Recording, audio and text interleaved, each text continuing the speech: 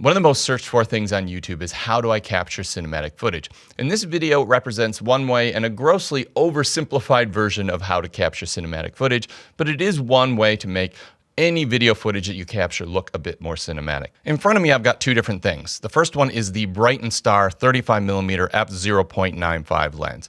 And I think this happens to be the best lens that you can buy under $200 right now. The images out of it are incredibly good, and it's the sharpest 0.095 lens that I have ever used or tested, and I absolutely love it. It's my personal favorite lens right now. And next to it, I have a 1.25 times squeeze factor anamorphic adapter. And what an anamorphic adapter does is it goes on the front of any lens you have and gets you an anamorphic look out of lenses that you already have. This essentially makes any lens that you've already got into a second lens with a completely different look. Now, anamorphic footage is footage that is commonly seen in Hollywood. It's generally captured with anamorphic lenses, not lenses using anamorphic adapters. But this is sort of a cheaper, shortcut way to do it and also create an anamorphic look that you can use on any lenses that you already have. And I've used this adapter on the Bright & Star lens, my personal favorite lens right now. And the images that I'm getting out of this are absolutely insane. I am just so impressed with the image quality I'm getting out of this combination. The adapter was sent out to me at no cost to myself, but all opinions are my own, and this is not a paid or sponsored video. And there were a few challenges in using this giant adapter on this somewhat small lens, but I will go over those a little bit later in the video. First, I want to talk about what an anamorphic adapter is and how it works.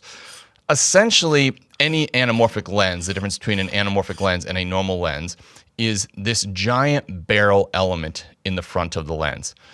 What this does is this takes the images that the lens is seeing and it squeezes everything in and squishes it together, creating what is called a squished or squeezed image. And then when you go into editing, you de-squeeze this image.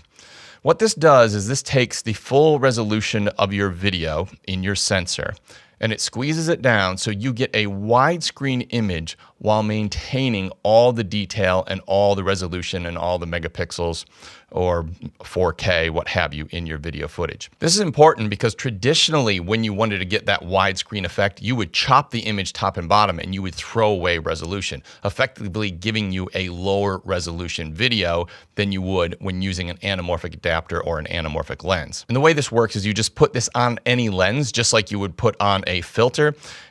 In this case, I've got a 52mm filter thread here, and I've got an 82mm filter thread on the back of this. So I had to use a number of step-up rings to get this to work.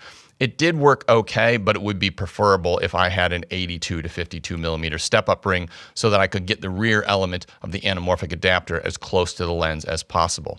Once I've got that anamorphic adapter on the lens, it's got this little red dot. Because the barrel element is designed to squeeze the image from the sides to make the image squish this way, but not top and bottom, you have to line it up so this red dot is on the side. So once you've got it threaded onto the lens itself, you actually depress the red dot and you can turn the lens, the whole lens, until you get the red dot at the top of your lens to make sure you have proper alignment.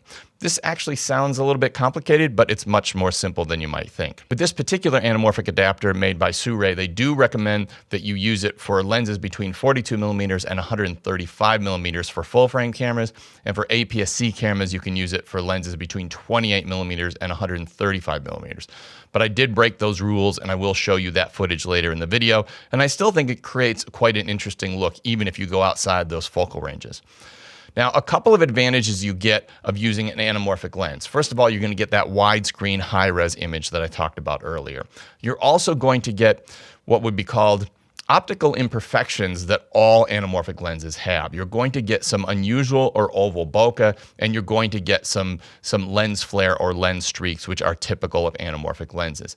Now, this lens is kind of the light version of it. You don't get the full-throated, full-blooded like you would with a full, proper anamorphic lens. You just get a very, very light taste of that. And there's only a couple of disadvantages. The first of all, this is quite a heavy lens, particularly when I was using it on the front of this small lens, which was a bit awkward at times. The other thing you have to know about using an anamorphic adapter like this is once you put the anamorphic adapter on, the anamorphic adapter becomes the thing that focuses. You're no longer using your lens to focus. So what you need to do is you need to set your lens to infinity, leave it at infinity focus, then you put the anamorphic adapter on, and then you use the anamorphic adapter to do your focus. The one place that this can be a challenge is if you bump your lens, your what they call taking lens or your normal lens out of infinity focus, it will become impossible to actually focus properly and your images will be soft or blurry. So what I had to do is I had to focus my lens to infinity. I did this by hand by looking off in the distance and focusing it, and then I taped it down and I didn't have any problems. But it is a little bit of an extra step that isn't typical when just using a normal lens. The other thing that you're going to find when using an anamorphic adapter is it will take a slight bit of the sharpness out of the image. Now for me, this is fine and it looks more cinematic, and we often see with modern lenses nowadays, people put diffusion filters on them to knock down the sharpness to get a more cinematic look. And certainly the Brighton Star is plenty sharp enough that it can handle that. But I did find at times I was wanting to stop it down to around f1.4 or even to f2.8 to get the image where I wanted. But I do have some samples shot at f0.95 as well, so I will show you those. The other disadvantage of an anamorphic adapter or any anamorphic adapter is they're not necessarily cheap. Now, it's much cheaper than buying a whole new set of anamorphic lenses. This is going to take any lens that you've got within those focal ranges that they recommend and turn them into anamorphic lenses, or anamorphic lenses light, as I might call it. And in that way, you can look at it as quite a cheap investment. But overall, the anamorphic adapters are not cheap. Now, we'll put some links in the description down below. I did find this particular one on sale, and it was about 40% off or something like that. So for current pricing, I will put some links in the description down below. Now, the first thing I'm going to share with you is the images I got out of the Brighton Star 35mm f0.95 paired with the anamorphic adapter. I took a few of these images in a church, and the church is already a very cinematic looking scene to begin with. So you've got this sort of cool lighting, this sort of moody look to everything. And all I did was just expose based on what I was seeing on the back of the screen. I didn't even use any special LUTs or any grading. This is essentially straight out of camera, just using this lens and this anamorphic adapter combination. And you can just see how much like a Hollywood movie this whole thing looks. You'll see with the background blur, you do get a little bit of the oval bokeh, and you almost get sort of a drawn sort of semi-triangle bokeh on the side of the screen. So you're definitely getting a unique look that you wouldn't get out of this lens without the anamorphic adapter on it. And of course, you're getting that widescreen image, which is the biggest reason that anamorphic lenses were created in the first place, is to get you that widescreen Hollywood look. And really, of the combinations that I tested with this adapter, the Brighton Star 35mm and this adapter really captured my very, very favorite images coming out of this adapter. Now, the next one I'm going to show you is I also tested the adapter with the Sirui 24mm FRT 1.2. Now, the Sirui 24mm T1.2 is outside of the range that they recommend for using with the adapter. They recommend only going to 28mm. And when you see the images, you'll kind of see why. You get this crazy wide angle barrel distortion, which I actually think looks quite cool.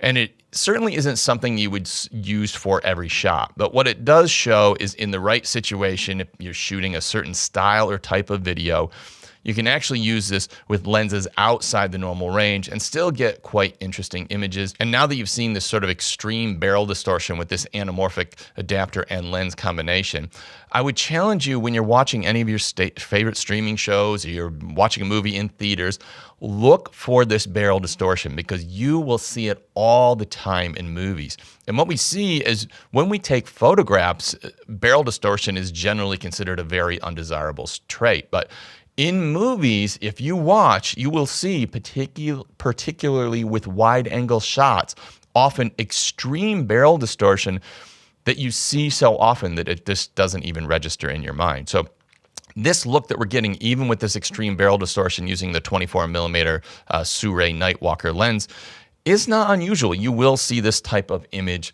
in Hollywood. And then the final samples I've got are using the 35mm T1.2 lens from Sirui. And I think these images came out fantastic as well. I don't think I like them quite as much as what I like the ones out of the Brighton Star, but both being 35mm lenses, they still had a very similar look and feel. And the other nice thing about using this anamorphic adapter with the Sirui lenses is it does come with a step down ring that perfectly steps it down to the 67mm thread of these Sirui lenses. So essentially you just throw that on and then you throw this on and it almost looks like they're made to go together. In fact, it kind of does look like they're made to go together. So you really, with that Sirui Nightwalker series, you get a complete 2 lenses in one when you throw this on the top and the front of any of those lenses. And when you divide the cost over 3 lenses, that actually does make the anamorphic adapter seem a little bit cheaper because you've got all these lenses acting as normal lenses, but then you've got all these lenses acting as anamorphic lenses as well. So you've got 2 sets in one if you happen to have this Sirui series of Nightwalker lenses. The other option you have if you want to capture cinematic anamorphic footage and you're on a budget is buy one of Sirui's dedicated anamorphic budget anamorphic lenses. And I've just thrown a video on screen now. This is their 35mm f1.8 anamorphic lens. And as a dedicated anamorphic lens, this is absolutely my #1 recommendation and the best lens that I've ever tested.